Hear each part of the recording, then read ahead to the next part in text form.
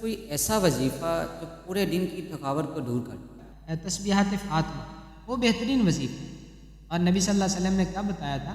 جب سیدہ فاطمہ رضی اللہ تعالیٰ عنہ نبی صلی اللہ علیہ وسلم سے کسی لونڈی کا سوال کرنے گئی تھی کہ مجھے کوئی لونڈی دے دیجیے تاکہ وہ میرا ہاتھ بٹا دے، کام کاج مجھے خود کرنے پڑتے ہیں تاکہ وہ میرے ساتھ تعاون کر دے، تو نبی صلی اللہ علیہ وسلم نے اس کو لونڈی نہیں دی، اور اس کی جگہ پہ نبی صلی اللہ علیہ وسلم نے فرمایا کیا میں تمہیں ایک ایسا عمل نہ بتا دوں جو اس غلام اور لونڈی سے بہتر ہے؟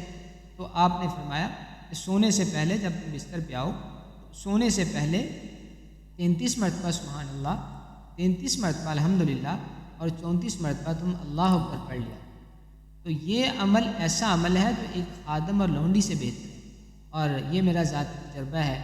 انسان جتنا بھی تھکا ہو، جس طرح کی بھی تھکاوٹ ہو، انسان سونے سے پہلے یہ تسبیحات فاطمہ اگر پڑھ لے گا تو انشاءاللہ اس کی تھکاوٹ اللہ رب العزت دور فرمائے۔